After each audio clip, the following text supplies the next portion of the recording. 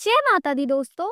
आप सभी का स्वागत है हमारे YouTube चैनल पर, जहां पर आज मैं आपको चैत्र अमावस्या की व्रत कथा सुनाऊंगी। चैत्र अमावस्या को शुभ कार्यों और अनेकों प्रकार के दोषों से मुक्ति पाने के लिए उपयुक्त बताया गया है।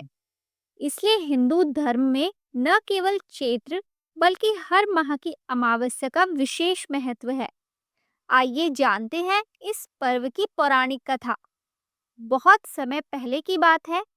एक राजा एक नगरी में राज किया करता था। उसकी प्रजा और परिवार दोनों ही सुख से रहते थे। और तो और राजा की रानी भी बहुत धार्मिक थी। राजमहल के सामने ही एक साहूकार की हवेली हुआ करती थी, जो कि राजा का घनिष्ठ मित्र था। हुआ ऐसा कि साहूकार के पुत्र की मृत्यु हो गई और साहूकार की पत्नी की रोने की आवाज चारों ओर गूंजने लगी। वह सुन रानी ने राजा से साहूकार की पत्नी के रोने का कारण पूछा, तो उसे सारी बात पता चली। तब रानी ने प्रश्न किया कि दुख क्या होता है। इस पर राजा ने कहा कि जब तुम्हारा पुत्र मृत्यु को प्राप्त होगा तब तुम्हें पता चलेगा। यह सुनते ही रानी ने अपने पुत्र को महल से नीचे फेंक दिया, लेकिन भगवान की कृपा से वह बच गया। रानी ने फिर प्रश्न किया कि दुख क्या होता है। तब राजा ने कहा कि वह पड़ोसी राज में युद्ध करने जा रहा है। जब उसकी मृत्यु का समाचार मिलेगा तब रानी को उत्तर मिल जाएगा। लेकिन रानी अमावस्या का व्रत करती थी, जिसके कारण राजा विजयी होकर लौटा।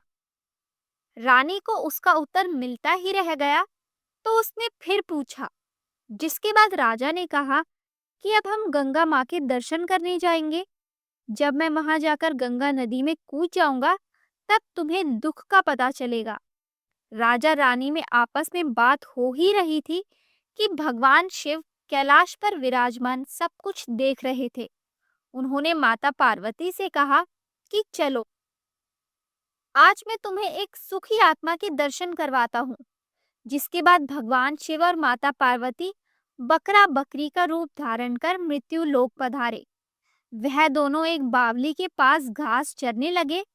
तब रानी वहां विश्राम करने आई और शिव पार्वती के बीच हो रहे वार्तालाप को सुन लिया। उसने भगवान शिव को माता पार्वती से यह कहते हुए सुन लिया कि रानी अमावस्या का व्रत करती है, इसलिए इसे जीवन में कोई दुख भोगना नहीं पड़ेगा। यह सुनकर रानी सब कुछ समझ गई। तो दोस्तों, यह थी चैत्र अमावस्या की व्रत कथा। आपको यह कथा कैसी लगी, हमें कमेंट करके जरूर बताएं। हमारी आने वाली सभी वीडियोस को देखने के लिए हमारे चैनल को सब्सक्राइब करें और उसे शेयर करना बिल्कुल ना भूलें।